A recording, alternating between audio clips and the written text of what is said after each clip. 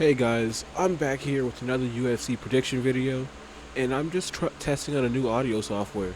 So first up, opening up the card for the UFC Fight Night Rio, we have Luan Lacerda versus Simon Oliveira, and it's just gonna be a clear, easy Luan Lacerda brutal knockout early. Simon Oliveira exists to get knocked out by other people, so to bolster their highlight reel.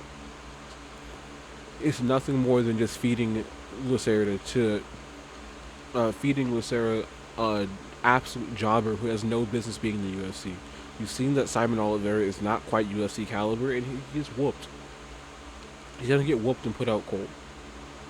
Next up, we have Karolina Kowalkiewicz versus Julia Pilastri. I think Pilastri's got this one, but it's a very shaky prediction because Lupita Godinez did absolutely ragdoll Julia for 2 rounds before she gassed out. And Karolina Kowalkiewicz is literally like the definition of a crafty vet in women's MMA. But I'm gonna believe in Julia Pilastri's ability to scrap it out and have good cardio as the fight goes on. Next up, we have Luis Rocha versus Stuart Nicole. Dog, Stuart Nicole's so good. I'm picking Stuart Nicole.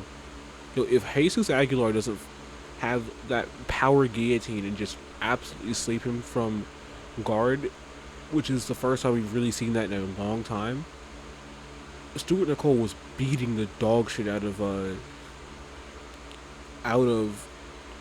Jesus Aguilar. I think he's going to beat the fuck out of Luis Rocha. Like, I think Rocha's just a little too young, a little too raw, not experienced enough against good competition. And I think Stuart Nicole's genuinely talented. So I'm picking him to win this fight. Next up, we have Beatrice Mesquita versus Irina Alekseeva. I don't know what to say other than why is Irina Alekseeva still in the UFC? I think this is a layup fight for Beatrice, and she's going to win this one by clear decision if she doesn't get a submission early. Next up, we have Vitor Petrino versus Thomas Peterson. And while I don't think Vitor Petrino's anything special, he's clearly 2 levels ahead of 90% of the heavyweight roster. I think he's going to easily go out there and sub Thomas Peterson within the first 2 rounds. Thomas Peterson isn't even good by heavyweight standards. It's going to be a clear Petrino win.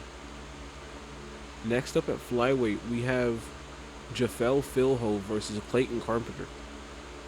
I'm picking Jafel Filho. I think he has a really elite jiu-jitsu. And while Clayton Carpenter is good, I'm very interested to see the scrambles.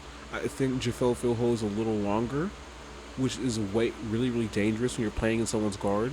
I think he has better positional control when he gets to the ground as far as getting to dominant jiu-jitsu positions, and he can just finish the fight with submissions. Clayton Carpenter is not a bad submission artist whatsoever, but Jafel Filho actually puts people away. So I'm gonna go Jafel Filho round 2 submission. I feel that's the play. Like, I'm not taking anything from him being subbed by Muhammad Makayev. Makayev didn't even have an easy fight in that one. That was a comeback submission. Jafel Filho's legit. And then headlining the prelims, we have Lucas Almeida versus Michael Aswell. What the hell is this fight? Lucas Almeida exists in this weight class. Yeah, I'm going Michael Aswell because Lucas Almeida's actually dog shit. Like, I get that Michael Aswell lost a decision to Bulagioki, which is not a good look whatsoever. You can't be losing decisions to Bulagioki. But Lucas Almeida is not good. He's nothing special. And I'm not trusting a dude who got ragdolled and subbed by fucking Pat Sabatini to win a fight. No. Next up, starting out the main card, we actually have Ricardo Ramos versus Konoff Lee. I'm picking Ricardo Habos round 2 spinning back elbow knockout. He's what he does. He even found that spinning back elbow against Chepe Mariscal. Konoff Lee is no Chepe. He's not taking that clean on the chin and going back. Ricardo Ramos step in spinning back elbow knockout. Give the spinning back elbow king another spinning back elbow knockout for his wrestling. And then next up we have Jonata Diniz versus Mario Pinto. I think this is a clear fight for Diniz. Like, Pinto's really good and talented, which is not something I can say about heavyweights very often, but like, Diniz has fast hands. And Pinto is still green. Like, if he had this fight after 2 more fights, I'd probably pick Pinto. But like, Pinto isn't smart. And he was getting tagged up by Austin Lane. Like, rocked at a point by Austin Lane. The moment the fight was on the feet for an extended period of time, Jonata Diniz slept Lane. He's just so fast. I'm picking Jonata Diniz based off his speed and power. R.I.P. He's not dead yet, but it's finna happen. Yoel Alvarez makes his welterweight debut against Vicente Luque. This isn't Vicente Luque of old. Maybe Vicente Luque in 2021 could take this fight. Luque can't take this damage. If Kevin Holland is almost KOing you with random shots, Yoel Alvarez is going to flatline you, try to submit you your unconscious body, and then go back to rain and ground and pound on your unconscious body. Yoel Alvarez is genuinely a terrifying matchup for anyone. And now that he's not cutting that kind of weight, he's going to have the speed of a lightweight, the technique of a lightweight, but the physicality of a welterweight. Yeah, it's over. It's over. R.I.P. to Vicente Luque. You fight like an action movie hero, and it's going to be really sad to watch this. But we're going to get new blood. That brings us to our co-main event. And I just don't see how Deiveson Figueiredo beats Montel Jackson. I think he rushed his return because he wants to fight in Rio.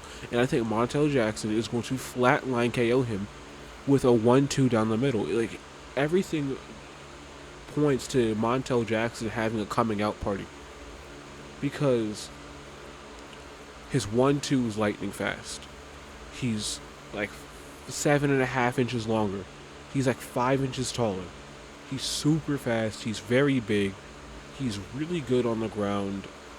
Granted, Figueiredo has much better wrestling than Montel Jackson, but it's not easy getting Montel Jackson to the ground. And I know his performance against Daniel Marcos wasn't that crazy, but like, everyone gets one bad performance when they're on the rise. I think Montel Jackson consistent ability to knock down his opponents is either going to lead him to flatline KO Figueiredo as he charges in, or he's just going to win a clear decision. You know, I'm not happy that Deiveson Figueiredo is going to probably lose this clearly, but Montel Jackson is really good, and I can't pick against him. And that brings us to the main event of Charles Oliveira versus Mateus Gamrot.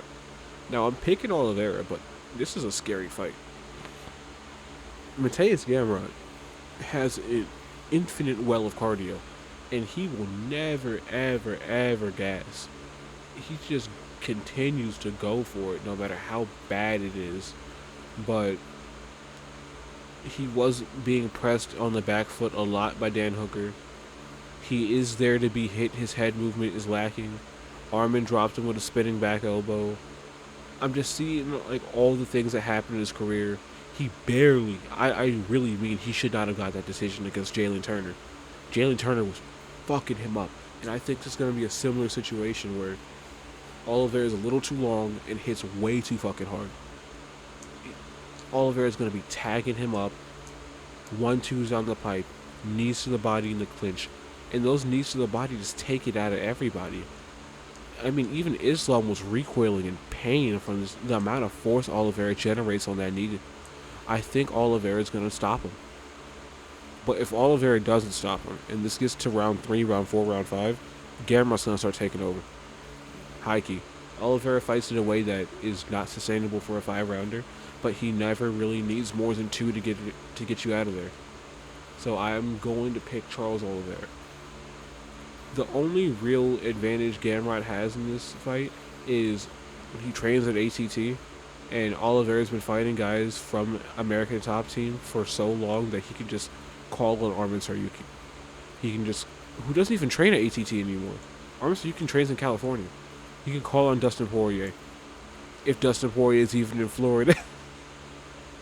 But no, it's just a really, really difficult style to train for, because you're gonna be in danger every second of the fight, and if you slip up, like Gamrot likes to take breathers in half guard, Oliveira's working for crazy submissions you've never seen before.